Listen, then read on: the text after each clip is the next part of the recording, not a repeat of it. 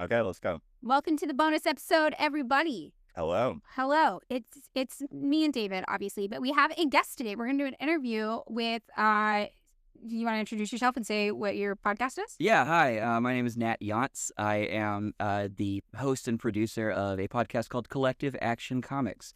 It is part comic book criticism podcast, but mostly Marxist history and theory podcast, told using comic books as historical documents. Oh. Yeah, you didn't even know that. I surprised you, right? Yeah, I thought you were talking about an entirely different person when you suggested this idea. So here we are. There's Yeah. only one of me. I have a lot of questions. I have a lot of questions too. I think it's a really interesting topic. So, Nat, did you grow up like reading comics as a kid, or did you find it later in life? I started reading comics like as a kid, but not very seriously. And you have to understand when I say seriously reading comics, I mean in the not fun way. I mean, like, because I read comics that are bad. That are quite bad. I read comics I like too. I really enjoy superheroes. I enjoy like fictional stories about stuff like that. But there was one that I was reading, like revisiting, that I had read as a teenager. That's from the '80s, called Justice League International. And like I'll tell you right off the bat that everybody who reads comic books and is a serious person understands how silly superhero comics are. We totally get it. But that doesn't mean there's not a lot of meat on that bone. Right. So I was rereading this Justice League International comic. It's very famous, and it's sort of known for being like a funny take on Justice League stuff. And I should have known right away that that was sort of a red flag, because I hate it when writers try to be funny. Now, what do you mean by funny? Like, none of the ones that you would like that people outside of the readership of superhero comics would expect to be. And there are no characters are in there. There's no Wonder Woman. There's no Superman. There's no well, there's a Batman, but it's like C-list characters to D-list characters that, through whatever machinations in the 40 years of story prior to that, are now in the Justice League sort of by themselves. And you have to remember that this one's like right at the height of Reagan 80s, right? So even the liberals are now feeling the Reagan vibe, even if they don't understand it, and still try to push back against it. And I think what that book was trying to do was, they didn't have this at the time, but, #resist. Oh, yes. Right? That's sort of what that book was trying to do. But at the same time, even in the 1980s, liberals were incredibly racist. So there's like a lot of anti-Arab stuff in that book. There's a lot of American chauvinism in that book. And I was rereading it like 2020, 2021, something like that. And just horrified, as like remembering that I had really enjoyed it as a teenager. And I was like, I hate this so much I have to tell people about it. And I had already been studying a bunch of theory and stuff like that. And I really wanted to become more active and be part of the community, part of sort of an educational orbit of something. And so I just thought I'd combine my two, great loves, comic books and communism, into something that at the time I don't think anybody else was really doing. And there's really only a couple of other like media efforts at this point. There's a podcast, couple of podcasts, there's a column at least, that sort of does the same thing that I'm doing, but nobody to the sort of radical extreme that I have. They play their politics a lot closer to their chest, but mine is a political project first and foremost. That's really interesting. So I'm trying to think of the right way to word this. Like, was that your first experience really thinking about comics in a political way? Or is this something that you feel like you were influenced by as a kid, but maybe like in a more liberal direction because that was what the mainstream had around you? Like, do you remember being politically influenced by it before you became a communist, just in a different path? Or had you not thought about the politics of it? Well, that's a great question. I'm not certain at the time because, I wasn't politically literate.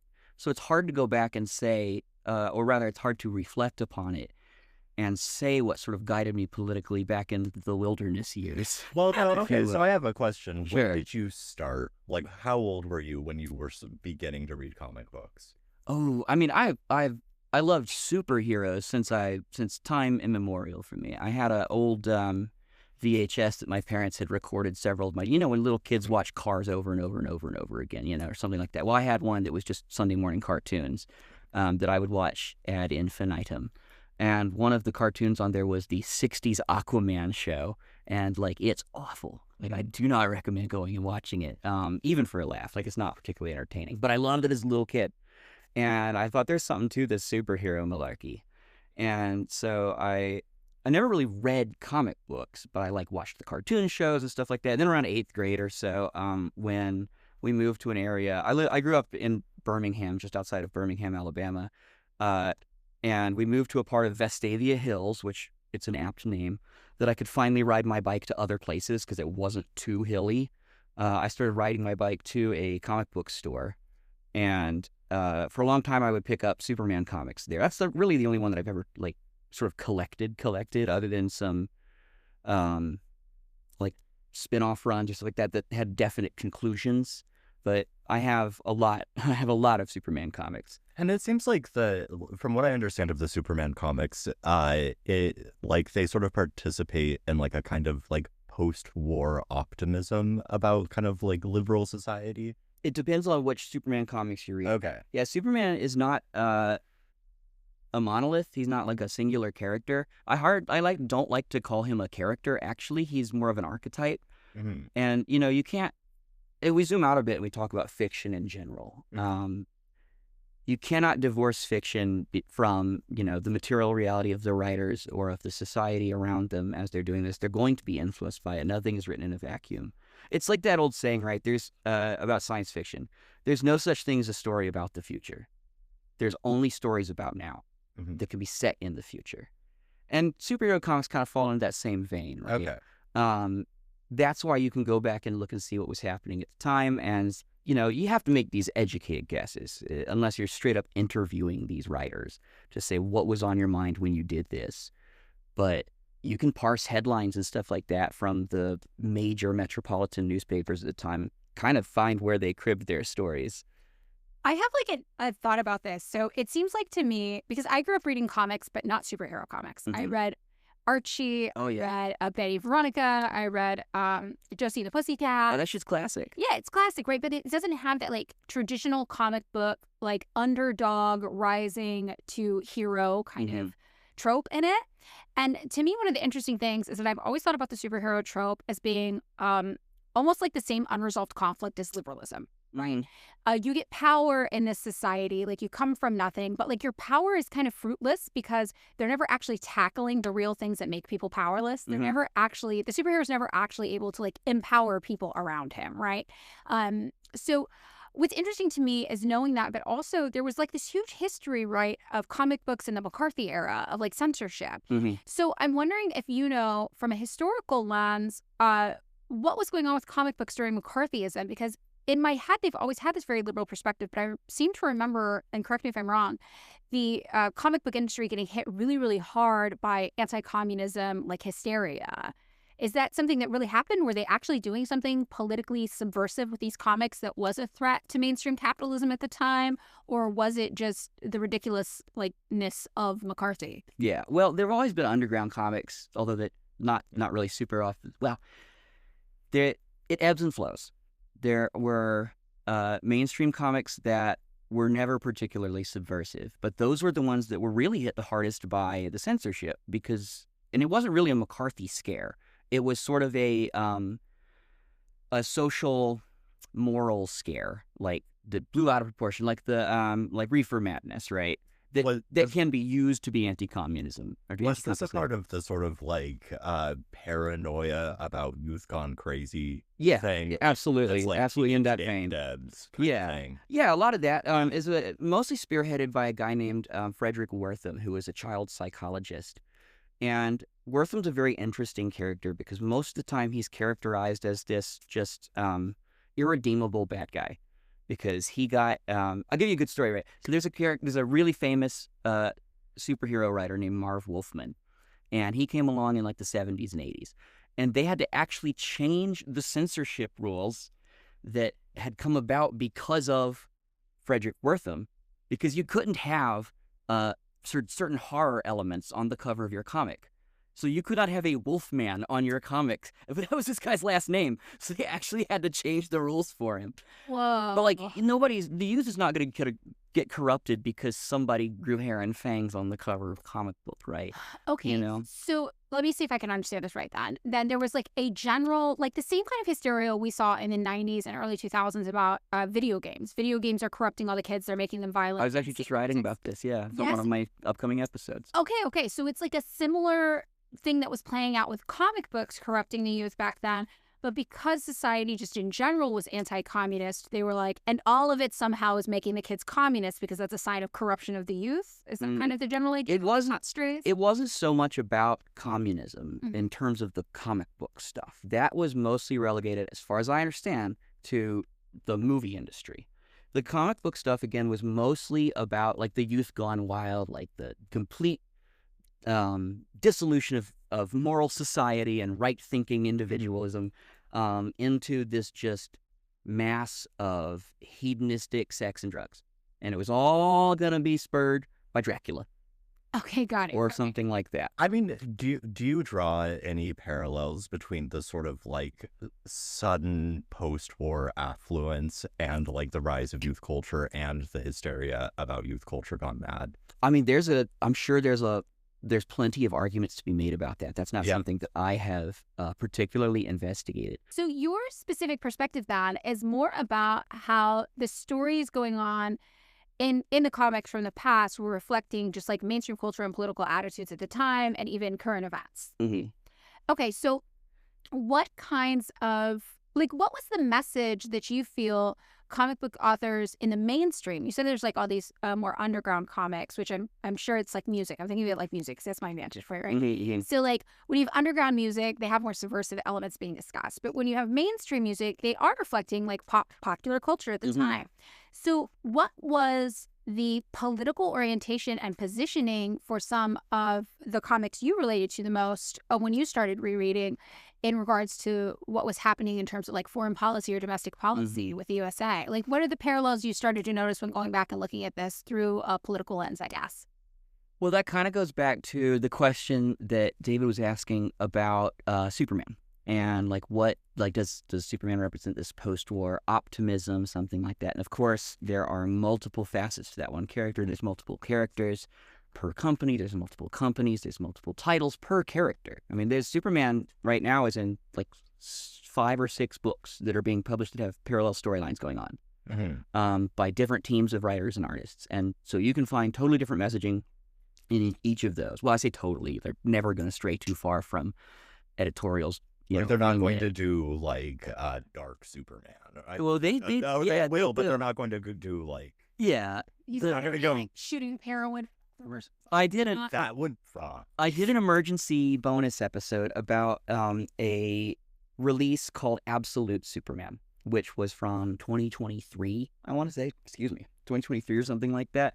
And it's by this writer named Jason Aaron, who actually grew up really, really close to where I grew up. He's from Gardendale, Alabama, Gadsden.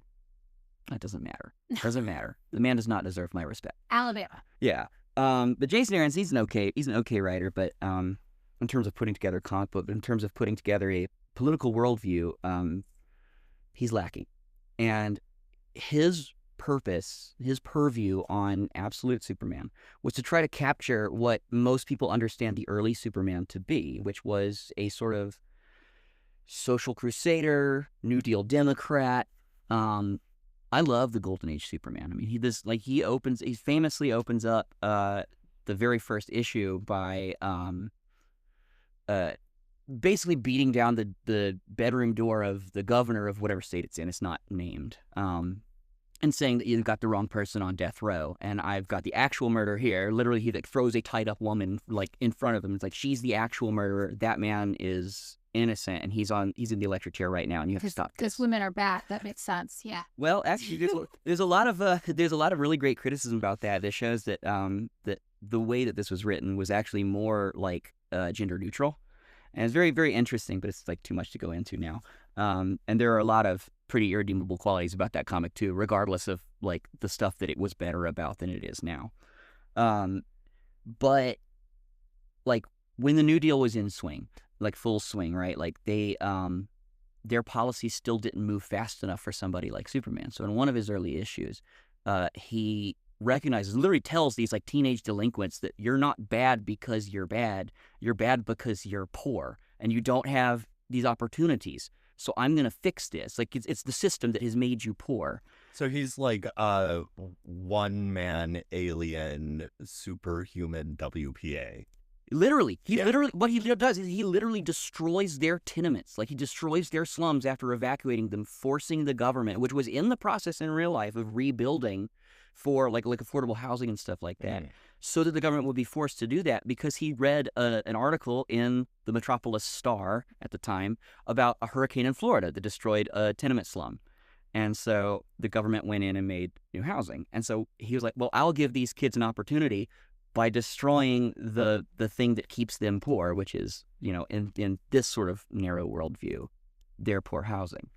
And Jason Aaron was trying to recapture some of that, like, almost anti-capitalist verve in Absolute Superman. And everything that he gets, that he puts in it, is so close to being right, but it's still wrong. Well, so, okay, can you give us an overview of, like, the plot? Yes. Yeah. So the very first issue, it's the only one I've read, I don't want to read the other, I don't give a shit, is he is this, like, they've totally reimagined him. He's an alien. I don't know when he came to Earth, but he's still a kid in this story, and he's still learning to use his superpowers. He's got some, like, helpful alien sidekick that's frankly irritating. And what he does is he's in Brazil, and he notices that these miners in Brazil are being totally exploited and abused. So what he does is he goes in and he takes out all, I don't know if a lot of people actually know this, but, like, one of the byproducts of mineral mining in areas like Brazil is asbestos. So it's a huge danger for miners. So what he does is he goes and clears the mine of all of the asbestos so that these people don't get lung cancer, right? It's crazy. But then what he does is he steals all the diamonds from the mine and gives them to the miners, saying, like, this is your labor created this. Like, you deserve this. Except that all he did was hand them stolen property because he didn't overturn the system of capitalism. He literally hands them stolen diamonds and then fucks off.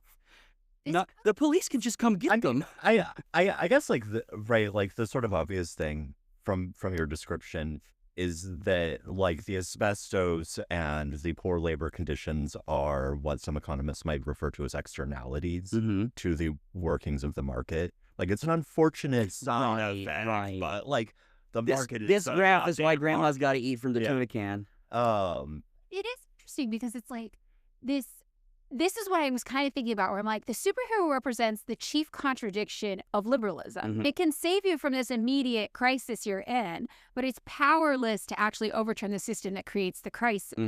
So it's kind of like this liberal fantasy. Yeah. It's also a kind of Deus Ex Machina fantasy in which, like, we get one guy who just does it, which means that, like, which is, I mean, a sexier story than, like, years of hard labor. Yeah, exactly. And shit like that, which, like, would make probably a really shitty comic book that no one would read. The amount of spreadsheets I've had to fill out for communism. Yeah. It's like, this is so boring. So, right, like, that's, like, a cooler narrative. And it's also, like, a more convenient narrative because it's sort of like, the impulses are right. We just have to sort of, like, account for in this, like, extreme and sort of, like, literally extraordinary way the externalities of capitalism. Yeah. There's also, like, obviously they have to tell a good story, and like you were saying, years of Leninist organizing can be really good if you're already, like, a Leninist and you want to see a movie about that. But, like, it's hard to make something like that, especially when people can destroy buildings by looking at them funny. Yeah. But I forget if it was Matt Fraction or Chip Zdarsky. One of those two writers did a take on Batman. Why doesn't Batman just give all his money to the poor people instead of beating up, muggers? The age-old question. Yeah, right. Yeah. And it was like, then, the famous thing is the Bat comes in and he goes, "Yes, Father, I shall become a bat." And then one of them rewrote it, so, "Yes, Father, I shall become a boring superhero story." And so there's merit to that. Like, yeah, there's a power fantasy to it. And I forget his name. I always have a block on it, even though I wrote a whole section about him. There's this Italian philosopher, and I would say anti-capitalist, Umberto Eco. Umberto Eco. Yeah. Umberto Eco wrote an essay about Superman that I like for the most part, but again, he's not like a Marxist. He's not like a Leninist, so he doesn't come to conclusions that are actionable. It's just sort of like, oh, this is what it is. And he states that Superman lives in a dreamlike state and that nothing that Superman ever does changes anything ever. And it really, one of his lines that I do like points exactly to what you were just saying, which he says that Superman will perform charities for basically, and this is sort of my paraphrasing of it, he'll perform charities for the metropolis bourgeoisie so that in hopes to convince them to give their money to orphanages. What he doesn't do is go dig up gold that he can see with his X-ray eyes somewhere and give it to orphans. Right. Right? Like, he doesn't change anything. He doesn't change any relationship to production, stuff like that. And Echo points that out in, I think, pretty good ways. But again, he doesn't offer us a path forward. And neither does somebody like Superman. But we can be inspired by somebody like Superman. And like, I don't buy into the, he's, this beacon of light and hope and stuff like that, because that doesn't have material consequences. That doesn't have anything attached to it that's beyond just a personal meaning to you. But it's what Marx said, which is that once ideas take hold in enough people, it becomes a material reality. And there was an experiment that was done in, I want to say Minnesota or Massachusetts. I believe it started with an M. And what they did was they had students come in and fill out a form thinking they were part of an experiment that was basically filling out the form. And they actually would fill out the form and still have like 30 minutes left in the time that they were told they were going to be experimented on. But the actual experiment was once they were done filling this thing out, the person, running, administering the test would say, oh, you know what, since we've got a little bit of time left, do you mind helping me with the second one? Like, since you're here, it's like really tedious. Like, they're very explicit about how tedious and menial it was.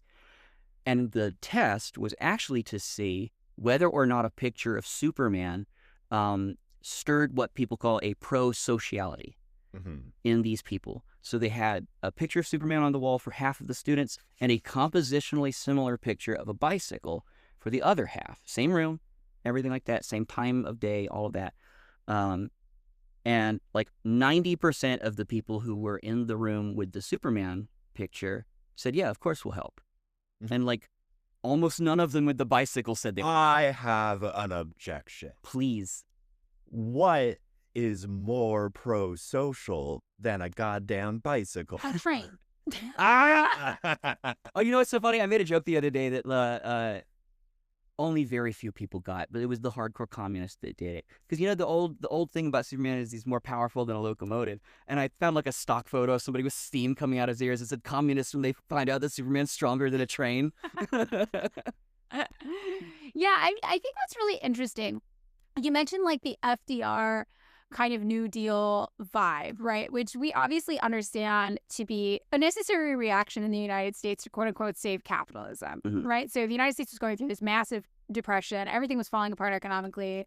Right as the USSR was cooking, things were taking off. People started leaving the United States to go look for jobs. It's just like it didn't suffer some sort of Great Depression. Yeah, they really didn't. And so what's interesting is that I always describe this period politically as when the USA had to microdose socialism to save capitalism. That's pretty good. Yeah. So this is the whole thing about when Keynesian economics like stopped being heterodox and became this mainstream thing. And they really realized like we're going to lose capitalism. Like people are going to revolt and overthrow us. And we're going to end up with USSR 2.0 if we don't give them just enough so that they can endure the misery longer. Right.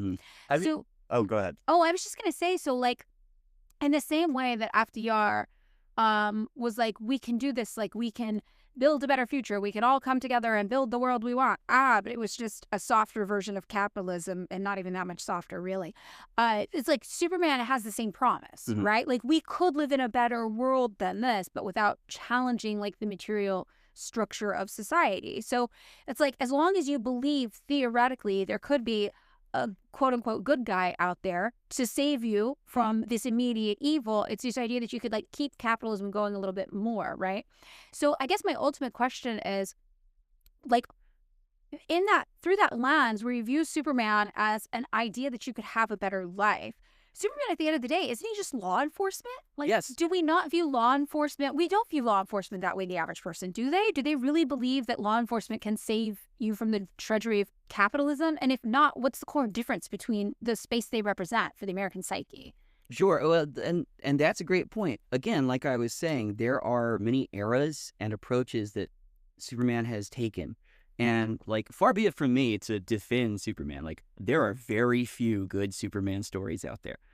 I like a lot of them that are even very bad. Not all of them are politically bad. They're just not very good. I mean, hey, I watched the Jabberjaw TV show, so you're preaching to the choir. Jabberjaw. Is he? Jabber. Oh. Yeah. You mean the drummer for Josie and the Pussycats for a while? Yes, I do. But Very good company. It doesn't have to be good to be enjoyable. yeah. But actually what I'm working on right now, the season that I'm working on, is the Death and Return of Superman from the 90s. And it's the first season that I've done a comic where I actually sort of like some of it. Not that I approve of the messaging. I just like Superman. And therefore, if I'm reading Superman, I am either very angry or sort of satisfied. That's basically my range of emotions for that. But 92 to 94 is basically when this happened. 92, 93 sort of, and then some fallout and aftermath. And at that point, Superman was basically as pro-law enforcement as he was going to get. Like, early Superman was absolutely a renegade. Like, he was not a socialist, although his the original writer was like part of a German socialist Bund, like youth Bund in New York, or not, in Cleveland. Interesting. Yeah. For just a very little bit, or like, we think he was. That comes from like one source, but I choose to believe. But he would do these things that very much indicated that like the New Deal stuff was moving too slowly for him, like destroying all the tenement slums, or like he'd go to prisons and he'd free people from prison. Again, he didn't overturn capitalism, but like it was way better as a messaging pamphlet, if you will, than we get today. I do have a question about that, or at least I suppose a comment followed by a question, but which is that a lot of people from the Working Men's Party and like early socialist parties, which I think we've talked about when we've done like union type episodes or whatever, did stand in coalition with the FDR Democratic Party, much to their... Stalin did. Yeah. Stalin loved the New Deal and loved FDR. Well, they were copying Stalin's test, so well, he should like what he saw. But like, right, like the sort of like critique has always been that these more like radical socialist movements, which were often made up of like German immigrants, sort of found the sort of like conditions of like the labor conditions of capital not changed, while the kind of like social cost of capital got offloaded to the state. Through things like Social Security, which and so you get this like that it's not moving fast enough seems like almost a symptom of like a situation in which there's this promise that the coalition between more like radical like union / like IWW / like working man's type people with the Democratic Party would yield more fruitful results, and it doesn't. Yeah. Right. So, okay, wait, I just want to like recontextualize this. So it's more appropriate to think of early, like Superman, for example, early comic book characters, maybe not all of them, but like generally speaking, as these vigilante archetypes. Yeah, and a vigilante in a way that is a different approach than it would be today. Like today, Superman as a quote unquote vigilante doesn't exist. Like he works with the police, and that basically started in the 80s and 90s. I mean, literally, so there was this great upheaval, right, in the late 80s called Crisis on Infinite Earths that was basically just a way for them to make give a story-driven reason for why they were shuffling around all these books and starting all these characters over, right, after 50 years of stories. And Superman was like a big victim of that. Like he was taken over by this guy named John Byrne, who was a big transphobe, weirdo, conservative, made Superman pro-Reagan, made him literally born in the United States. Like he had this weird like birthing matrix that he was like as a fetus basically was shoved into on Krypton so that he could come out after gestation. Oh wait, so I'm sorry, he was an IVF baby. Yeah. What does the pro-life movement think of that? I know. But literally in the first issue of Adventures of Superman, which has its own sort of history, that was revamped after this big crisis, right? The very first issue, the quote-unquote criminals and terrorists that Superman has to fight leave a note on a bank in Metropolis that says, basically, death to American imperialism. It literally uses the word American imperialists, and they're the bad guys. So, like... Wait, are they also Libyans at this point? Like... No, they're Karaki. It's Iraq. Oh, okay. just Iraq. Okay. Yeah. Iraq is basically Iraq, or Kurak is basically Iraq and Iran together, sort of. That makes sense. Yeah. Bialia is Libya. Were they not? Yeah. Yeah. Yeah.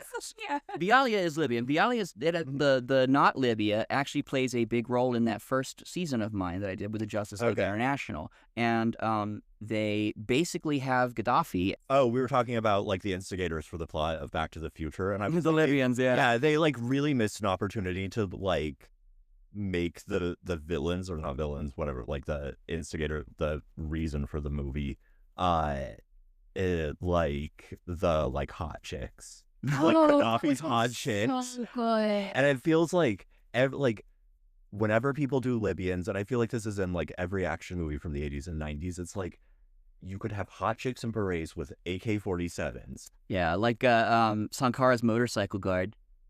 Oh, wait, I didn't see Sankara's motorcycle. Oh yeah, he had hot women motorcycle guards. So cool. So cool. And I struggle because it looks so good. And you're like, is this misogyny or empowerment? And it's like, I choose not If to it's under socialism, question. it's empowerment. It's empowerment. It looks good to me. I want to look like that. I want to carry a gun and wear a beret. A good friend of mine said that she's lesbian except for Thomas Sankara. Okay, see, I feel like, yeah, you get a certain pass. You have more aura.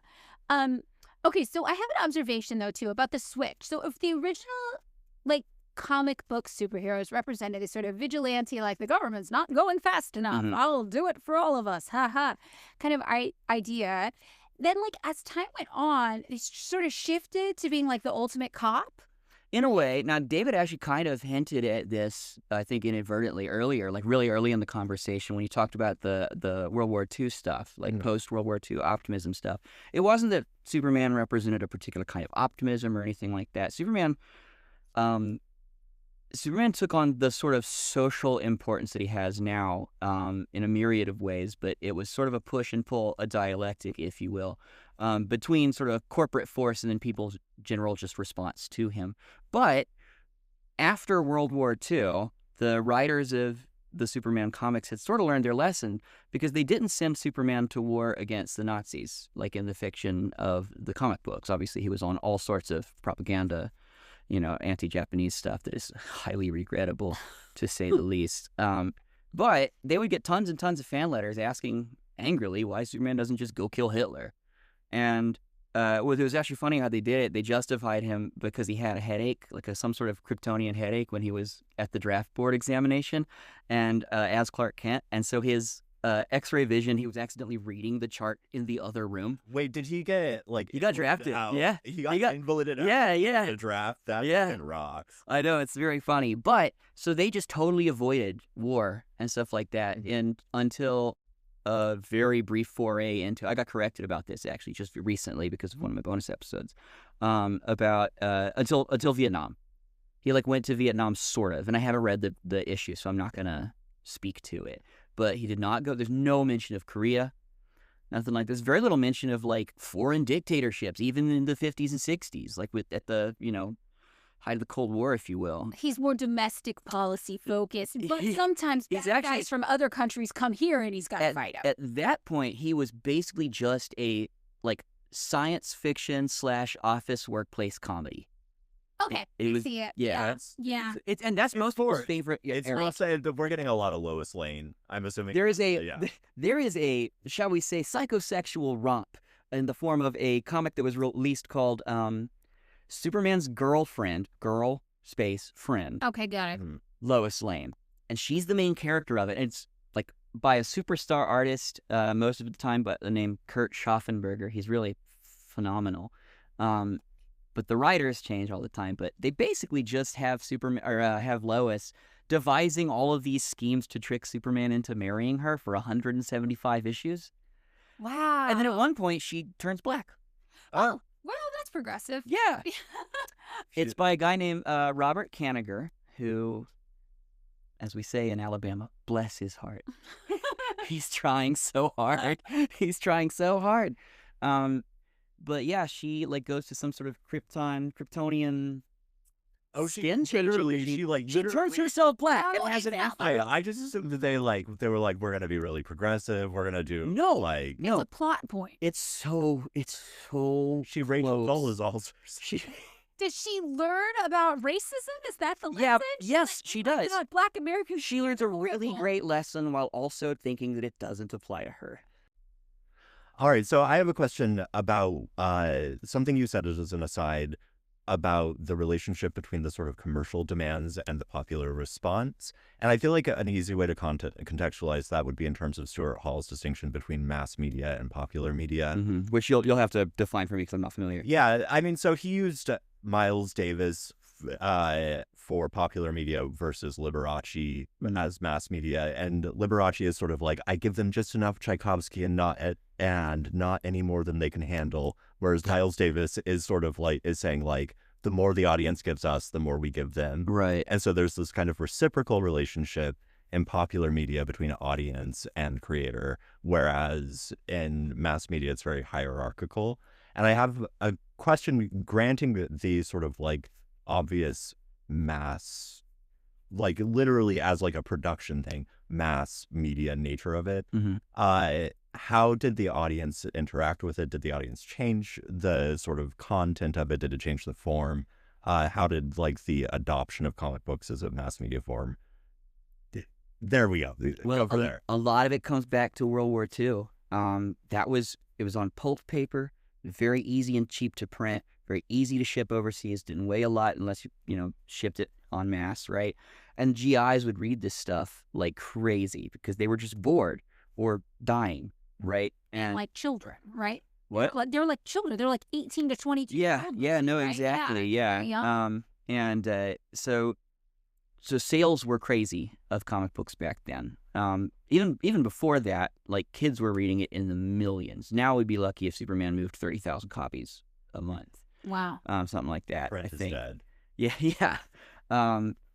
But there's also another way of looking at it too, in terms of changing the format of it. They actually used to, in early Superman comics, do little short stories in between actual like pages of pictures, because to get a certain postage rate, like a mailing rate, you had to classify as a magazine, which had to have a certain word count, I think. I'm pretty sure that's why they did that. And for a long time, that's how they would get around having to pay like a premium, is they would ship as this magazine rather than a comic book. I'm actually reading a really interesting text about this right now called From Gum Wrappers to Richie Rich, that is about the materiality, the history of the material of comic books, that I'm very excited to get into, but I'm only like 9 pages in, so hold me on this. But one of the things that they did, instead of continuing to do these short stories, and I really regret that they stopped doing that, because my favorite one is when Superman basically just abuses a cop until he goes crazy. It's really funny. But like, what they did was, instead of hiring people to do these short stories anymore, they turned it into a letters column. Okay. And so these kids and adults would write in with all these questions about Superman or Supergirl or anybody that was popular at the time. And the editorial board or the writers themselves sometimes would write back in the form of these letters columns. You were lucky if you got it published, but it also kept the word count up so they'd get their premium postage rate, or rather could avoid it. But because of all of this, people who you can, if you read all these back issues, you can actually see regulars write in. And a lot of these people would actually go on to become industry figures. Okay. So they were shaped by their early interactions with this stuff, and for better or worse, would go on to shape it themselves. I don't want to say it ever became as dire as like the kids who grew up watching The West Wing were suddenly making Obama cabinet decisions, But there is something to the fact that, like, if you're writing comic books, superhero comics, after having grown up only reading superhero comics, then you lose out on what superhero comics can be. Mm-hmm.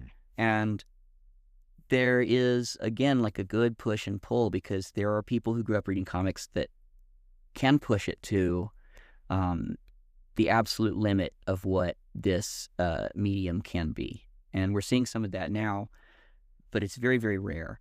And in terms of the corporate side of it too, more and more of the stories now are basically just helmed by editorial fiat. You know, I don't want to say the shareholders get together and have a meeting on what Superman's going to do next, but WB, that owns DC, is a mega conglomerate that doesn't want you to live well. The only thing that they care about is that you have enough money that you can go spend on their books, movies, and comics, and TV shows and stuff like that, right? And so that sort of has a whitewashing effect and a dilution of stories that could be told. Mm-hmm. And when you want something like Superman now has sort of come to be as radical as a corporate dictate will allow him to be, what does that say about what people believe radicalism is or can be, right? If that's what we're accepting. Yeah, I mean, that has been something just in the sort of like, for speaking of comic books, the sort of mass adoption of Marvel as like a cinematic universe or whatever. Or a defense industry advertisement. There you Same go. thing. Right. Like, I generally speaking don't like to be this pessimistic, but it has made me like extraordinarily pessimistic, because it's like, why are you guys accepting such slop? Yeah, no, Like, absolutely. this is horrible. And it's this sort of like market tested thing that's like, well, we have to make sure that it plays well across markets, and we have to do all of this stuff, and we have like this defense spending. And it does seem to like limit people's imagination at a certain point, which feels pessimistic and a little bit glib to say, but does seem. I feel like there's a negotiation happening, has always been my impression, with the idea of like the superhero, because theoretically these are stories about, you know, like Superman, for example, or whoever, a superhero saving the world or saving a person from tragedy or whatever.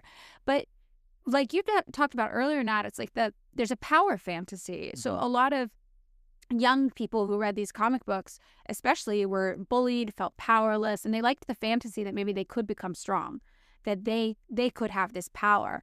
So it feels like the stories of superheroes have to be a negotiation. Like, yeah, you're saving people, but only so you feel good about having all this power. You can have the power over like your aggressor, your bully, your oppressor, whatever. But it doesn't mean you turn into them. Why? Well, because you saved a girl falling off the back of a train as it went off of a bridge or something. You're a good person, and it's different, right? So they like have to introduce this almost vigilante element to it, or this I could save the world element to it. But really what they're selling you, I always thought, was the power fantasy that you are the most powerful person in the world, or, you know, nobody will mess with you now. So I wonder if there's like the personal versus the social negotiation in these stories that like you observe. Is it a reflection of like society on the whole? Like, is that something that's even an accurate representation? Because being on the outside and like not consuming a lot of this media, that's just always the passive vibe I got. It's like, yeah, you're a small, bullied, weak nerd, and you get bit by a magic spider, and now you get the girl. You're saving the girl, or whatever, right? So, but like that negotiation's always stood out to me, and it's like, well, you're saving the girl, so you are the man. You're the guy. You know, you're powerful. So it strikes me as like the way we build the fantasy of being able to help others is actually to reinforce our own fantasies about ourselves. It can be. It certainly can be. There is, you know, there's the idea of text as written versus text as read. And all pop culture is a feedback loop. It's the people making it make it for themselves because of their own ideas. But then once it's received, it no longer is theirs. And the reception of it can color the next product or the next output, whatever you want to call it. Superhero comics, I think, are a very interesting window into all of this because they're the easiest form of pop culture storytelling to make. like the fastest turnaround, except for like South Park, which is frankly an anomaly, right? Like superhero comics take a month to make.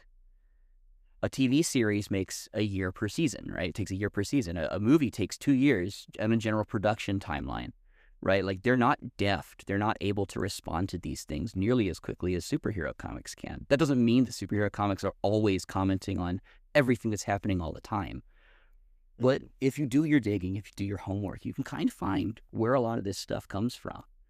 But I want to go back to your point too about like the Marvel Cinematic Universe too. I heard a really good line about it the other day, which is that Avengers Endgame is a marvel of project management. Mm-hmm. That's the only good thing you can say about the movie. No, I mean, point taken. Those do seem like extraordinary feats of bureaucracy, Madeline. You should be stoked. I love bureaucracy.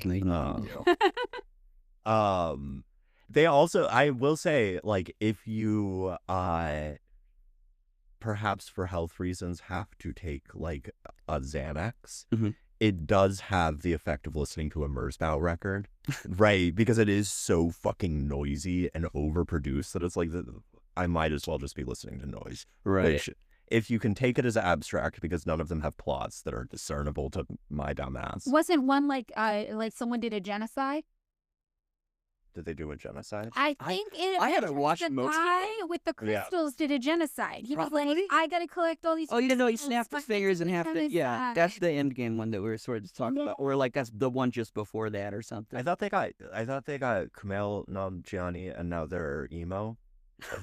It's still going on. I didn't know that. I full disclosure, I didn't know it was still going on. I maintain that the my favorite of the movies is the very first Captain America movie, because it's the only one that attempts to have any sort of stylization. Yeah. Like when he's on the USO tour, that's a sequence. That's like an actual sequence that somebody thought about and put fun images on. That's not people just beating each other up and bad CGI. Like it's an actual like, oh, somebody. There's a plot. Yeah, and somebody's having fun with this. Yeah. Yeah. Like, and that, yeah. I mean, I just think that's the only one that has any artistic merit. Yeah, I mean, I guess like my question about the sort of like popular versus mass media sort of points in the direction of like a sort of like larger question mark thing about the kind of political economy of comic books, like the material conditions of their production, how that influences their form, how that influences their content. And I was wondering if you could talk about that at all. I mean, that's a big question. Like, Yeah, that's not even a question. That is a sentence within a question Yeah. at the end of it. But like my answer to that is listen to the podcast Okay. because I talk about it all the time. But like, if we want to talk about like interesting source material and like where sort of these things come from in terms of something like the MCU, like it starts off bad. Like my entire second season is about the source material for the MCU. It's called The Ultimates. And it came out in that absolutely insane 13 months between 9/11 and when we invaded Iraq. Fever dream. Yeah, Fever dream of our childhood. Yeah. We didn't know each other then. That was That's the year right. before you met. Jesus Christ, Madeline. Did How is you your know memory this bad? 9/11 or after? I remember we went to anti-war We protesting. went to 9/11 together. We were on the plane. Hey, look, some of the things you pull out, I You don't like know. you pulled out your cell phone and you're like, let's roll. Yeah. We never learned how to land it. Yeah. And then your wife wrote a maudlin book about it and went on tour. I have no idea. I Oh, totally missed this. Maybe. I like that you make us the heroes. Oh, yeah. David was I mean, we're being escorted. David's fit posting over here. No, 9/11 happened our sophomore year of high school. Sophomore, not okay. I thought it was Jesus freshman Christ. year. I don't know. I wasn't in class that day. My mom called me and I was ditching at home. I didn't remember. I do remember though. We went to all the protests. But anyway, Yeah. fever dream of a year. Yeah. Yeah. So the Ultimates was basically like I was telling about that sort of Crisis on Infinite Earth that rebooted the entire DC universe in the 80s. Well, Marvel did something sort of similar, but instead of restarting all of their stuff, they just made a separate line that started everything over at number 1. But all of the other stories were still continuing. So like you could pick up Spider-Man number 1 right alongside a different Spider-Man number 500 something. I don't remember. I have no idea. Somebody is going to tell me I'm wrong about that. But whatever big number Spider-Man also came out alongside number 1 in like 2000. And it was a huge success. And the Ultimate Universe was itself sort of a contradiction in that it was supposed to be darker themed with more adult tones and more mature subject matter, but they also regressed a lot of the characters back to like their teenage years. So it's like, I don't know what you really want here. They wanted Euphoria, but Yeah, 20 years early. yeah. But I planted trees with Angus Cloud right before he died. Oh, Yeah, that was crazy. He was really fucked up and he hurt his hand oh, while we were there. got it. Anyway, but the sort of pinnacle of the terribleness of this era was called The Ultimates, and it's by this Scottish writer named Mark Miller, who at 15 his father was a miner and was laid off by Thatcher, basically when they were child. Yeah. Fired as a child. No. I know. Yes. Okay. All right, Madeline. All right. Minor with the axe and the mines. I get it. Yeah. No, but so his father was part of that, got totally screwed over by, the surge of the new neoliberalism, right? And Mark Miller never really left that sort of reactionary, I hate liberals, but he's very conservative, but he'll tell you he's not. He'll tell you he's not. He'll tell you he's very far left. Oh, interesting that is his reaction to. Yeah, because he doesn't have any kind of political development other than anger. Okay. Other than sort of a childish 15-year-old anger. I'm very fond of quoting the Perry Anderson line: "Reaction sometimes accomplishes what revolution does not." I don't know that one. Oh, this, I think he was saying that about Brexit.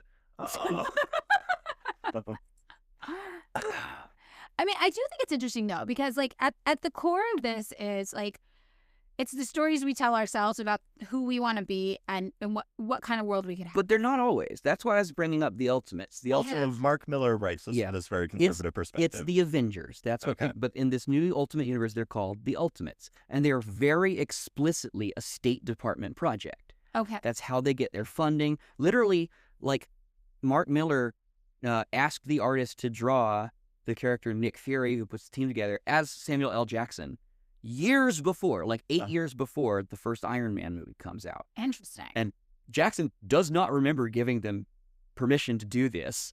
And I have a quote in one of my episodes, like I have him on an interview saying that. The book is insane. The book is quite literally crazy. It's a reinvention of all these characters. Like the Hulk is there. He's already divorced his wife, who's running the team now, or like she's like their sort of administrator, and she's very mean to basically everybody. Mark Miller hates women, just like really, really hates women. We get to see like spousal abuse in the form of the Wasp and Ant-Man, which yeah, it's crazy. As a person whose understanding of the Avengers is purely notional, is this an actual Wasp and an actual? There is no. These two people can either shrink, or the wasp can shrink down in size and like sting people with some sort of powers. It's all very I feel like when they introduced the Wasp, they were like, "Fuck it, why not?" Right? Yeah. And then we already got the Ant. The Ant makes sense though. He's a normal sized guy, and he can shrink super, super small. We can also get really big. He's also a giant man. Yeah. Okay. And there's a history of him being abusive to his wife, the Wasp. Because of what the writer will now tell you, or not anymore because he just died, but would tell you was a miscommunication with the artist that like he backhands her at one point in the 70s, like Ant-Man does to the Wasp, right? And he wasn't supposed to do that according to the writer.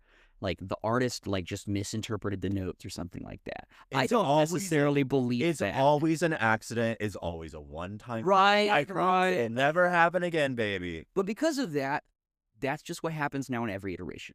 Oh, okay. It happens again in the Ultimates. I'm surprised. It became canon. It became canon. Yeah, I don't know if it happened in the movie because I don't watch the movies. I don't care about the movies like at all.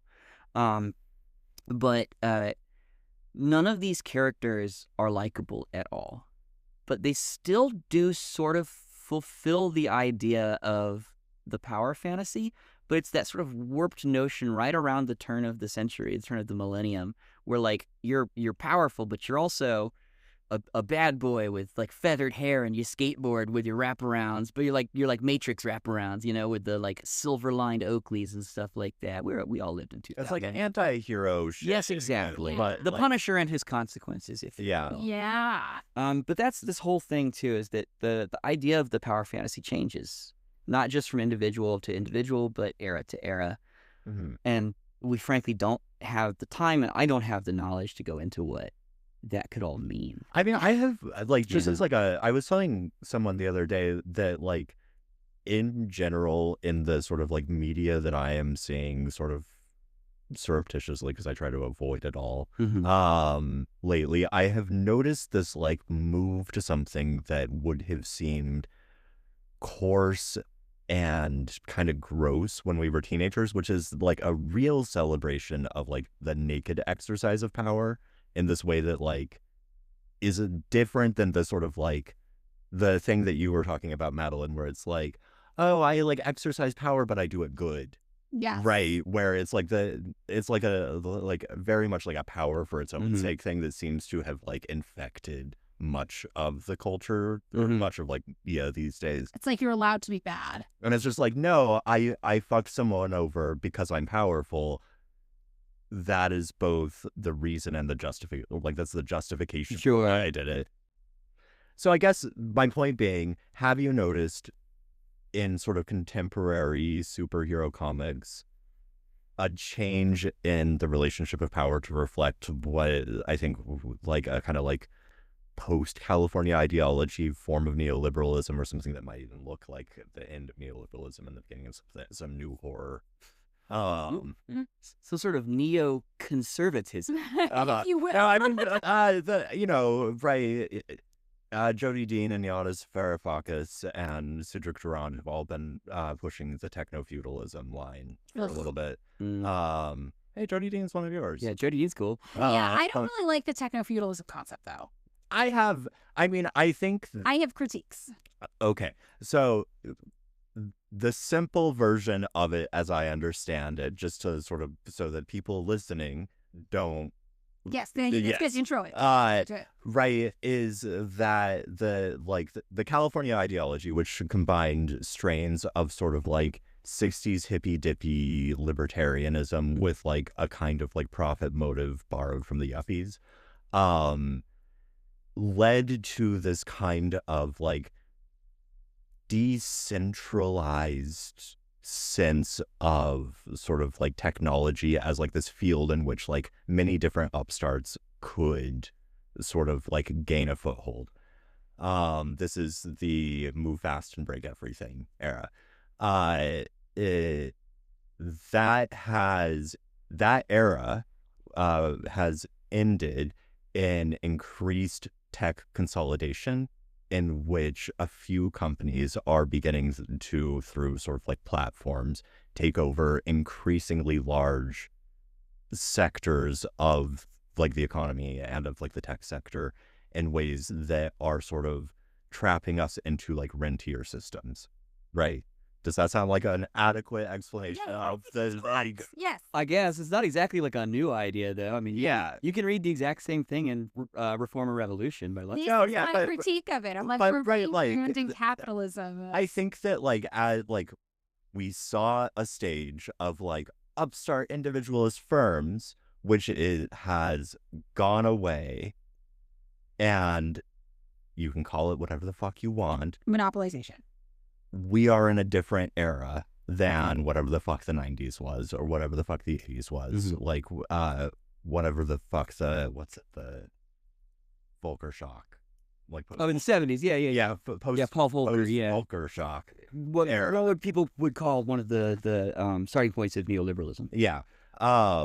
We are in an era that looks different than that era. I think that is fair. You can call it whatever the fuck you want. Have you noticed a reflection of that in comic books? I don't read a lot of the modern stuff, to be Mhm. to be quite honest. Like I'll pick up a Superman here or there if like a new one starts, and then I'll get mad at it and I'll put it down. But you have to understand right now that superhero comics stand for absolutely nothing. Mm-hmm. They are all, as I kept saying, by editorial fiat, except for a very, very few exceptions that stand out and are quite good. Like, well, frankly, the Ultimates. There's a new Ultimates out that is written by an avowed Marxist. Fun. Yeah, I mean, as you can trust it as far as you can throw it, right? But some of the ideas are quite good in it, and Dennis Camp, the writer, is a very, very competent comic book writer, and his wife is an actual socialist organizer. Okay. She has not said publicly who she organizes with, but and he did another really good one called part of the same line as the Absolute Superman that we talked about earlier, the Absolute Martian Manhunter, and it's very good. It's a lot about community taking care of itself, sort of against the ravages of capital, if you read it that way. Of course, it's an FBI guy doing it, but he's like the renegade cop that doesn't like the bureau, you know. But it does have quite a lot of merit to it. Most of the stuff that happens now is them. So I don't want to feed into the weirdo right-wing critiques that you'll see on YouTube all the time, like, oh, comic books are woke now. It's all black lesbians or black bi. We all live in Wakanda. Yeah, no, exactly. But like, and that their critiques have no merit. There's no basis in reality for what they're saying, other than there are now lots of characters that reflect people who are not straight white men. That is a major focus on the storytelling. Not that means they're bad stories. Some of them are very, very good and like way more interesting. Like, I'd much rather read a comic book written by a black woman now, and I don't mean that in like the I'm gonna outwoke Madeline Pendleton, but like that's impossible. I know, Utterly impossible. I know, but only because that's a perspective that hasn't been seen in like the superhero kind of storytelling very much compared to straight white men who used to wear ties and go to work in the offices of DC. You know, like they'd sit at their desk from 9 to 5 and they'd pump out Superman stories, and they were frankly hit or miss. Although they get more daring with some of these sorts of social aspects, again, nothing gets upset. No tables get upturned. I suppose I wasn't wondering if there was some sort of like comic book that would offer state and revolution as in pictorial form. As what you were saying about like, you know, the Superman comics reflect their era. Yeah. And so I guess what I'm asking is like, in what way is that true now? I mean, we can look at the Superman movie that just came out for that. In that it is a mass of confused political messaging, I think sometimes deliberately so. I am of the firm belief that James Gunn did a massive rewrite after October 7th. Okay. He tweeted something about that I remember seeing, and now it's gone. For those of us in this room who have... who maybe don't know. For Fork, who doesn't know still. Who are not paying attention to the Superman cinema experience. What's the plot of the damn thing? Well, it's if you can call it a plot. What's the premise? That a big country has invaded a small country, and that makes the big country evil. And we have to defend the small country, even though they're socially backwards. Oh, yeah, that's inconvenient. Yeah, yeah. There's a great quote from Edward Said saying that the Arab will only ever be a political spectacle on television. And you can see one of the superheroes in the movie literally watching the not Palestinians forming with pitchforks and farming equipment to defend their borders. And why did they choose pitchfork? Who owns a pitchfork in 20? Because every Arab small backwards nation. Yeah, every Arab country is an agrarian hellhole, even though it's a desert. Okay. Simultaneously. Yeah. And I think that it was supposed to be about Russia and Ukraine. Big country invades smaller countries. Farming, breadbasket. Exactly. But it's the not Arabs, not Palestinians. I mean, I don't believe they were ever supposed to be Palestinian. I don't believe that. I think that they were supposed to be Arabs. There was this whole like mass interpretation of it though after it came out that it was all an allegory for Israel and Palestine. And I want people to read it like that. And I want people to be motivated to go out and fix this. That is what could be referred to as a counter-hegemonic reading. Yes, exactly. That's a very good way to put it. Extreme interpretation. Okay. Yeah. It became well. There's your answer to the push and pull about Yeah. audience versus the corporate creators, because it came out at the most inconvenient time for its corporate paymasters. Right? It should not have had the response that it had, except that Palestine broke the world in half and showed everybody the true face of empire. Yeah. And that makes it an interesting tool that we can use, but it does not make it a woke and good movie. No, I mean, I don't. David, you've been telling me all afternoon that Superman is a great movie and I should watch it again. I am on record saying exactly that. I just haven't heard the end of it. It is on the record. You all can go back and hear it. Unless Madeline edits out. Yeah. I probably. Which Madeline is known for editing. Yeah, I know everything so much. David knows. Okay, so I mean, this. What makes you think that there was a rewrite? First of all, Well, so there's a comedian from Egypt named Bassem Youssef who was supposed to be in the movie. And he went on record saying that his part got cut after he went on Piers Morgan and said some pro-Palestine stuff, or as they were characterizing it, anti-Israel stuff, which, half of one, 6 dozen of the other, as my aunt would say. And also, James Tapper was supposed to be in the movie. And instead, he got relegated to just a talking head in the background on a TV during one of the scenes. And Jake Tapper, I thought you said James Tapper. I meant Jake Tapper. I was like, who's Jake Tapper? Jake Tapper, the CNN correspondent, who made his whole shtick is supporting the troops, but in a liberal way. Okay, got it. Yeah. It's kind of like people who hate all of the United States political enemies, but quote unquote leftistly.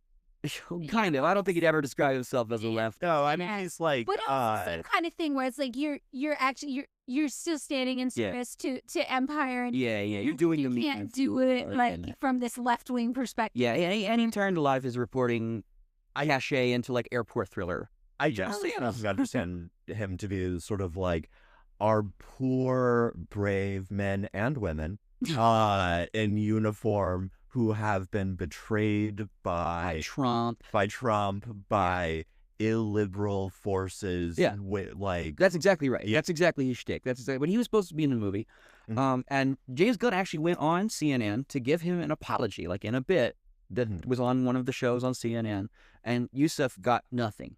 Youssef, Gunn's people made a statement that said, James talked to him and they're cool now. James Gunn also made a, I believe now deleted tweet saying that there was going to be rewrites after if you follow the timeline of the Palestine stuff, like the Al-Aqsa flood and the writing of the movie, because it's, movies like this are reported on fastidiously. Yeah. I mean, there's a whole industry unto itself of this sort of gossip mongering, just because I guess we have no culture in this country. We only have mass culture. Yeah. But so if you follow those two, it very much seems like the movie was going to be done by December, and then it wasn't for several months afterwards. Gotcha. Yeah. Like the writing of the movie. Mm-hmm. And then the filming starts a little late. Or maybe it starts sometime, I don't remember. But either way, it leads me to believe that massive rewrites were made. And I also believe that because the plot, it's basically non-existent and doesn't make any fucking sense. Mm-hmm. Is it still big country, little country? Yeah, oh yeah. Okay. Yeah, I mean, that's what we got. And I assume that was also what it was supposed to be. But a lot of this, it's called Jarhanpur. That's the Arab country. That's the little country. That is the victim, right? It is explicitly mentioned that we support them even though they have backwards opinions about social things in the U.S. This is I'm assuming the heavily winking tone is in reference to those like Israeli comedy things that came out in the immediate. No, this is about like homophobia. Oh no, that was like where it was yes. like all of the like gay blue-haired brown students who were going to be killed by Hamas. Yes, exactly. That's exactly what it was. Yes. Yeah. So the movie comes out and it doesn't make any fucking sense. Like politically, there's this whole the longest scene in the movie is just Lois Lane and Superman / Clark Kent just talking about this. And to be honest, that sounds way more interesting to me than a big budget punch 'em up. I'm much more interested in like the introspection and sort of the pathos that we now can derive from a 70-year corpus of superhero works, right? Mm-hmm. the movie did not deliver something I particularly enjoyed, and I talked a lot about it in a like big emergency episode that I did. My episode on the Superman movie was longer than the movie. Yeah, it was. And those movies are not short. It was a Marxist. yeah, it was a 2-hour and an 8-minute movie, and it's a 2.5-hour episode. Wow. Yeah, I mean, oh, go ahead. Oh, no, okay, so I was thinking more about this. Like, David, you said, like, I think it was you who said, we don't have popular culture, we just have mass culture. Yes. Thinking about how that's obviously like a condition of capitalism, right? You go for what the profit incentive is, the profit motive, to get the profit motive, and also not compromise people's perceptions of the big corporations involved in manufacturing these things, making these things, putting them out. You end up with these very like bland products, right? Mm-hmm. And what people in pop culture call it, like the shitification of Mhm. everything, right? Mhm. Everything's just kind of bland and kind of shitty now. Everything from architecture to music to as we would Film- call it, the tendency of the rate of profit default. But exactly, yeah. So, so all of this happens, and of course, we still have indie comics that are motivated by love of the game. It's art. It's not a product, right? They're making art. They don't expect to sell. there's even some pretty good superhero ones out there, but not many. Right, but it's viewed more as a passion project. It's not this product that's going to get this mass appeal. It's very niche. So it makes you think, like, what this is like a big question, because it really speaks to what role the comic book serves as a storytelling device. What would a comic book look like outside of a profit motive? What stories would we want to tell? And not just from this niche art perspective. Like, if you actually had the time and energy to put into it as an industry, but as an art form rather than a product, like, what kind of stories would we want to tell? Because now, especially with the development of technology like film, TV, you can film a video on your phone in 5 minutes. What is unique about the comic book as a storytelling device that draws people still to it? It can't just be the nostalgia. There has to be some utility in the storytelling. And then how does that translate outside of the idea of mass appeal as a product to stories that really resonate with people and in that medium specifically? Just to reiterate your question and sort of like add to it. Yeah. I guess another way of articulating and maybe adding to what Metal was saying is like, what is enduring and worth saving about the comic book as form that has liberatory potential? Yeah, not necessarily liberatory potential. Or at That least, like, has potential, yeah. for people to be inspired outside of the context of just buying it as a product. Yeah. So I guess it's a two-part question. What about comics as a medium makes them uniquely capable of telling certain stories, and how might those stories look? And then this is like an imagination question outside of the lens of needing to sell copies. Well, let me go ahead and preface this by saying I don't write comic books. Yeah. I don't know how to write comic books. I've never done it myself. So asking me how it can be done, I'm not certain I can give you a satisfactory answer on that. But in terms of what makes comic books unique and enduring and worth saving is, as I said earlier, like, the power of fantasy changes from era to era and certainly from individual to individual. So if somebody has something to say about the way they feel about the world, there is a uniquely appealing aspect to a story that's as simplistic as, like, one person who's right beating up a person who's wrong. I mean, that's like the premise. Like, I was thinking more, like, there are things. I remember I once got into not an argument, but like, I was like, a partner of yours was like talking about the graphic novel and like how calling it comic books is so disrespectful. I get it. I Yes. hate the term graphic novel. I reminded this person Is it possible I don't pay attention to my partners? I don't even know who I dated. in San Francisco. I'm just gonna say San Francisco. Yes. Okay. And I reminded them that the novel was, upon its inception, a term of disrepute, and that With like the debut of Pamela, I think. yeah, well, I mean, even before that, but like, you get people, who's the guy who wrote the like weird whatever. You get people. Not giving us a lot to work with. No. There's the guy who wrote the pamphlet that was like one of the big instigating propaganda pieces of the American Revolution. Thomas Paine. Thomas Paine recommending One of the only good ones.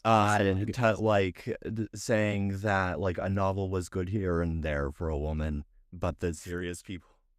Maybe I take back what I just said. Should Hates like women. serious people should read philosophy and history, right? Like, so the novel was this like popular medium that was seen as disreputable and something for women to read. And you see a lot of that in like Jane Austen's first novel, which I think was published second to last, or maybe Northanger Abbey, that has this fabulous send up of like the romance novel of the 18th century. So it's, in any case, there is something specific about this serialized pictorial narrative form that comic books do. And I'm curious to know, what about that it shows promise outside of the context of our current sort of like, socioeconomic framework. I just want to say too, I do like though the idea that's as simple as sometimes it's fun to imagine yourself beating up a bad guy. And like there is something to that, and it does have value no matter what mode of production you are in, no matter who is in control of your economy and your government system. Well, you notice that superhero comics basically just come from fascist police states. Do they really? Yeah. Yeah. Like superhero comics I think is second most popular in Brazil. Oh, which is, historically. Fascist. Yeah. Okay. So and I have like a huge listenership in Brazil too. Interesting. Wait, so this changes it all, because I was like, I could see, no matter what system you exist in, there is a fun fantasy of beating up somebody who has wronged you. But maybe that is a condition of our upbringing. Maybe for many people more evolved than us, there is a fun fantasy in fixing the societal ills that have led somebody to wrong you. And it's not like a catharsis you can get from a comic book in somewhere where you're raised better than that. One of the things that I said in the Superman, the movie episode, is that capitalism is the industrial production of limits to the imagination. We are all victims of it, regardless of how woke we get or what we break out of. I mean, the highest form of breaking out of it is joining a Marxist-Leninist party and organizing for a new way of living, right? Yeah, because I have the fantasy of beating up the bad guy who wronged me, metaphorically, of course. On a team with a group. Yeah. But a lot of people, and you can't really fault them for this. Like, you can praise when they do break out of it, but like, it's like how Lenin loved every worker, faultless angels all. But if you were a communist who slightly deviated from his plan, dead to him. Right. Like, but these people recognize that something's wrong. Did either of you see the Flat Earth documentary on Netflix way back in the day? It's really good. It's really good. There is a segment near the end where, actually over at the Wolf's Head pub in Pasadena, they're giving a talk. One of the people who's like one of the talking heads throughout the movie, he's giving a talk to these people who are at the bar with him. And it's like a lecture/presentation or something. And he's asking about conspiracy theories and like flat earthers and stuff like that. And people laugh, and he says, don't laugh. These are people who recognize that things don't make sense. And instead of ridiculing them and driving them away, we should attempt to embrace and draw them in further, because it's a rare gift when somebody notices that something is amiss these days. But I mean, everybody knows that something's amiss, and that's kind of why superhero comics are as popular as they are, as part of the push and pull, because it also is forced down our throats with things like the MCU. Yeah, and I guess that's like right, because you have said a few times that this is like a very like by committee corporate product.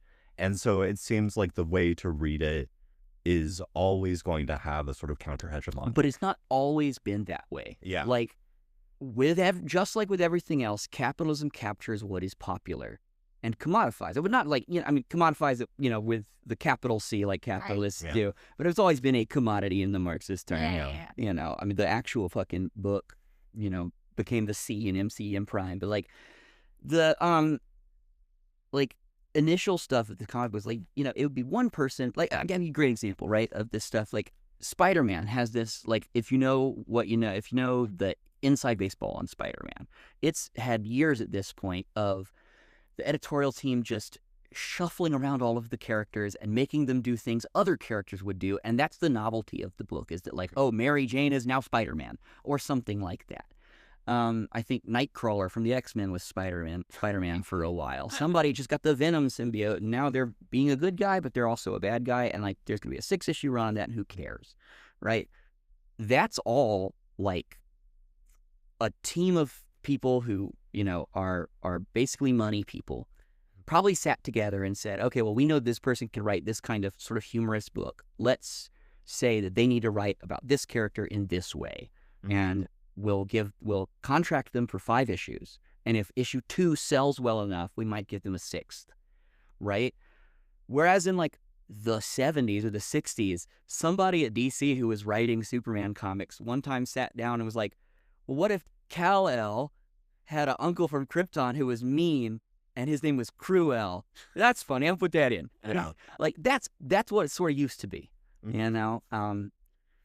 And there is a sort of innocence to that I really appreciate, that can be captured and turned into what we now see as the comic book industry. So, I mean, I really, like, not to be pedantic and an asshole. No.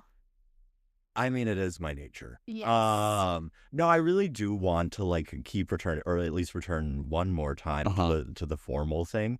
And, like, which is almost a way of saying, like, here are the things that make comic books, right? Like, these are the formal qualities that make... Serial, illustrated. Yeah, yada, yada, yada. Accessible.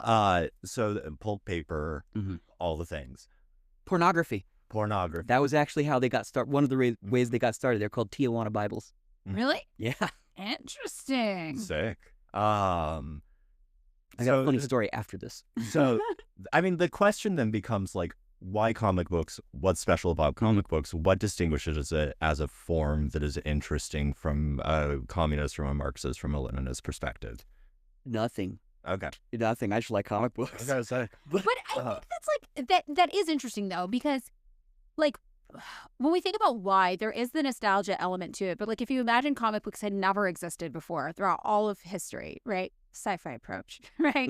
And then today somebody's like, hey, I came up with this thing, and put it out in the market. It would capture people's minds and imaginations. People would be drawn to it. It would catch on again. Even as technology's developed, even as we have more convenient methods of storytelling, there is something about it as a mode of storytelling that is compelling. And I think that does endure. So then the question is, if this is something that people make as an art form, people are driven to it, and it has been commodified with a big C, obviously, by corporate interest.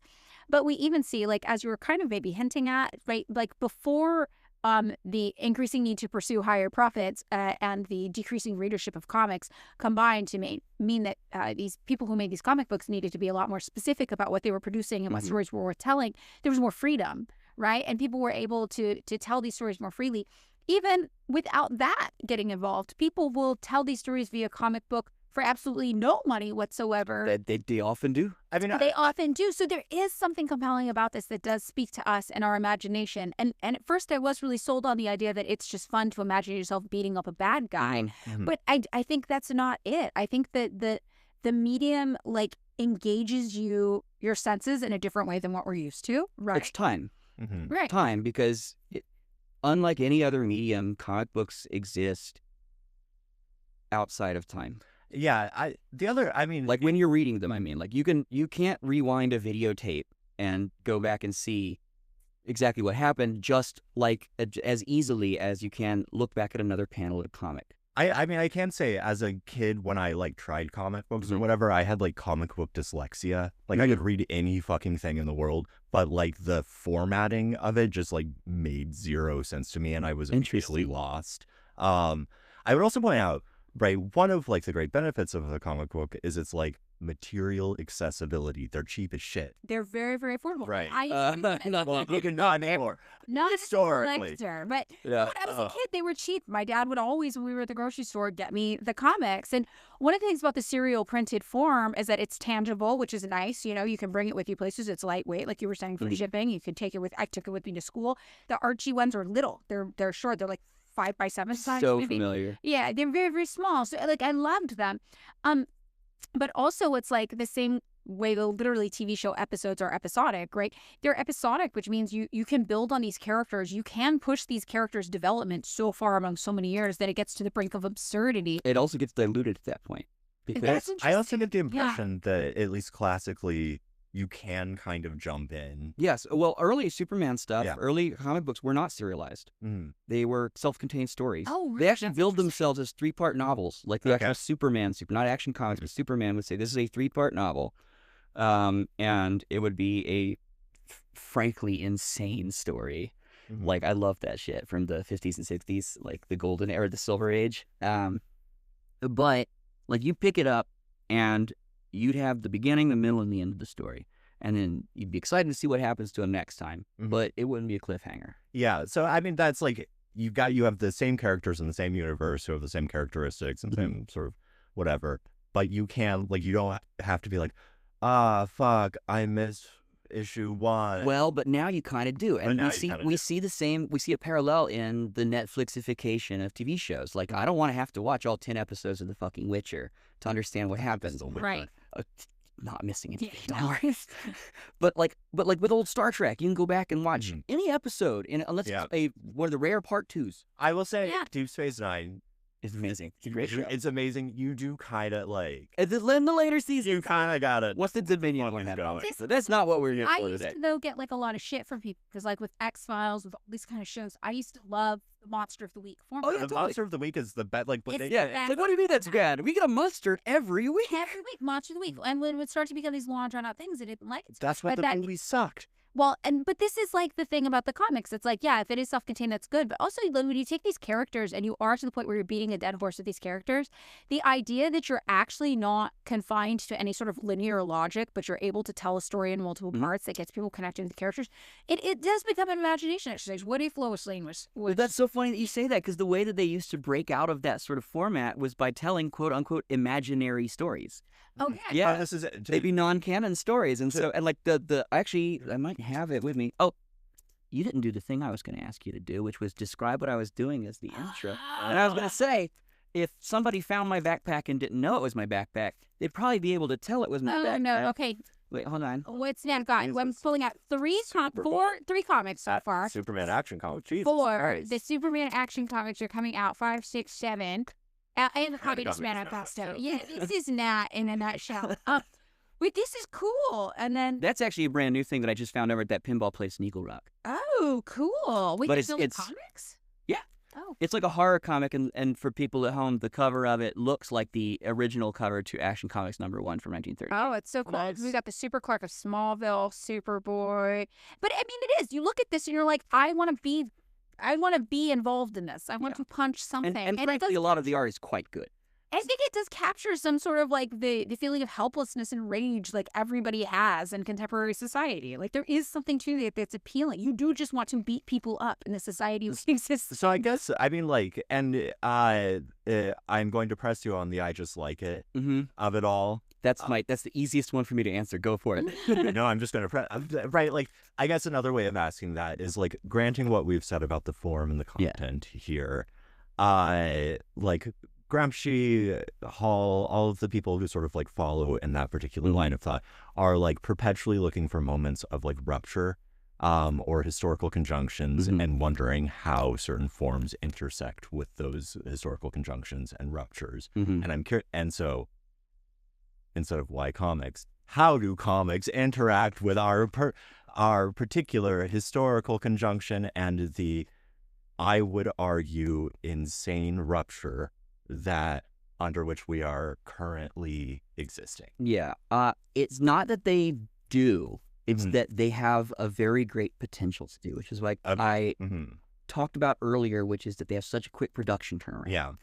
I think there is an unintentional reflection of a lot of what's happening around because people have to scramble to get ideas Mm-hmm. for these comic books, right? Not totally so much anymore because it's sort of the Netflixification. Now people get hired to write 5 or 6 issue runs that are going to be turned into what we call trade paperback and be sold at Barnes and Noble instead of at the specialty comic book shop.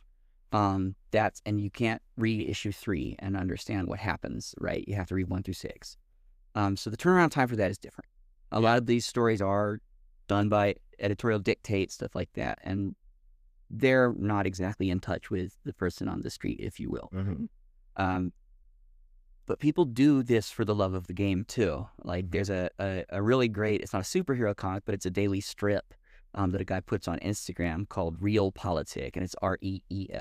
Oh, that's And funny. yeah, it's a guy named Nathan Gelgood. He's a really phenomenal artist and has pretty good politics. I wouldn't say they totally align with ours, but it's but he's like a little more like doomery, but like He sounds great. I love him. I mean, you're gonna like it. It's a great comic strip. It's just about workers at a cinema Mhm. that like they don't own it. Obviously, they just work there, but they sort of have power over what gets shown there. Mm. I believe. I highly recommend it. You can actually pick up some physical copies just over at Secret Headquarters in Atwater Village. Oh, that's nice. Yeah, I have a bunch of his stuff. I'm gonna interview him soon. Actually, cool. I keep telling him I do that, but yeah, that it has this potential. Now, is it? It's like that joke that economists make about Brazil: is that Brazil is the country of the future, and it always will be. Mhm. Oh, That might be the case for superhero comics, but that doesn't make me fall out of love with them. Yeah, I mean, it's right. Like comics do feel somewhat like what C and I would call a gimmick, and that there's something always anachronistic about the Mhm. form. Like it feels both belated and too early. Interesting.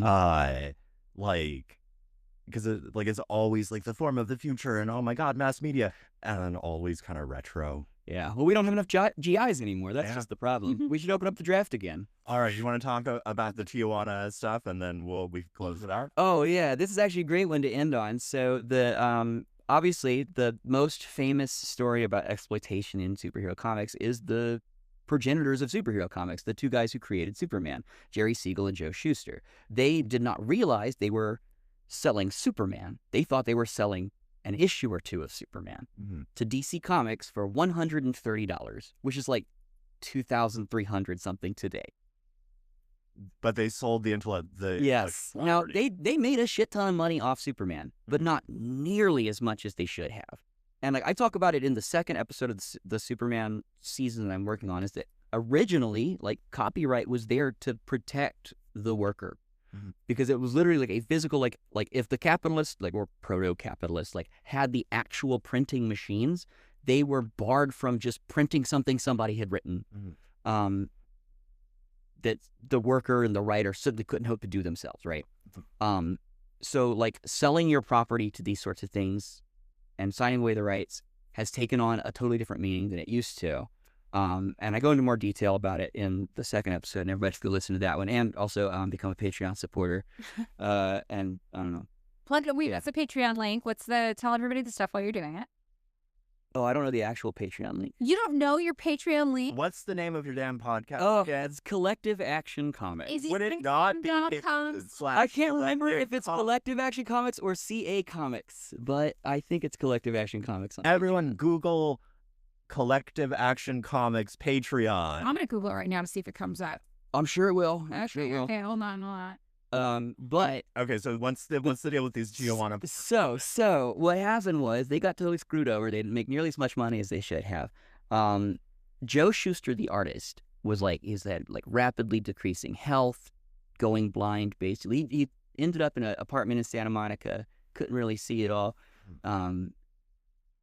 But when they realized that they were totally screwed out of Superman, they had to make some money to support their families too, not just off Superman, but like on other work and stuff like that. So he just ended up drawing Tijuana Bibles. Mhm. And as sort of his form of protest, he basically made the two characters look like Clark and Lois, like fucking BDSM style. Wow. Yeah. So that Are there like exists? bootlegs? I'm sure they exist out available. there. Yeah, I mean, like historians have this stuff. Like, we know it. Like, for a I just fact. want. I'm assuming the originals are very Yeah. expensive. If they're even around. Still. But there have to be facts. Oh, yeah. because this is Amazing. the first time I've ever been interested in Superman. Well, so- I found your Patreon. It's patreon.com/Collective Action Comics. So close. It's Karl Marx with a mask on. That is your logo. Mm-hmm. Yes. A podcast about radical politics explored through some not so radical comic books. Yeah. Hell yeah. Yeah. Technically, that's a little out of date because all of my other social media says it's that award-winning. Ah. Oh, what award you? I got from the Comics Courier. I got like comics criticism of the year. So I had like 6 people that got it. So and it came with money, which rocks. Oh, Yeah. cool. Yeah. Okay, so everybody listening, if you have been interested in what Nat's talking about, the perspective of comic books, what it means for us as a people, as a culture, That's a culture. what it means for our understanding of the world and how we filter, I guess, the politics of our day through the lens of this medium, please go check out Nat's podcast. It's available everywhere, I'm guessing. Everywhere. Collective Action Podcast. Collective Action Comics. Comics Podcast, not with a K. My instinct is to spell everything communist with a K for some reason. I wouldn't do that. No, don't do it. No. You could get into some real trouble with the three C's. There's no 3 C's. Why would there be 3 C's? Just put a P after it. Yeah. And then Roddy Rush. It's spelled correctly, not with a K as communists sometimes I think do. this is really just a reflection of your braver past. Okay, all right. Like we can let that one go. But yeah, check out the podcast. Check out the Patreon. Give it a listen. Is there anything closing you want to end it with that you want the people to know about communism or comics or you? I believe that we can win. I believe that we And can it's not going to take a superhero to do it. It just join an organization, get out there and fight. a little bit more boring than a comic book. Quite a bit more boring. No, I think I don't know. I was at a pretty dope drag show for communism yesterday. Yeah. David does not think we can win. Well, But you and me, Nat. we'll come to blows like a superhero and a supervillain. I'm a suit. Yeah, because I'm right and you're wrong. Yeah. You and Vivek, You're not going to beat you up. Hey, Nat's gonna beat up David in the parking lot. you're giving way too much credit here. I'll throw the cat at you. Oh, perfect. All right, that's it, everybody. That's it. So thanks so much for being with us. I might post this as a main to Okay. show people what we got going on in the page. Yeah, I Thank you both for having me, too. Yeah, Of thank you for course. coming. All right, and recording now.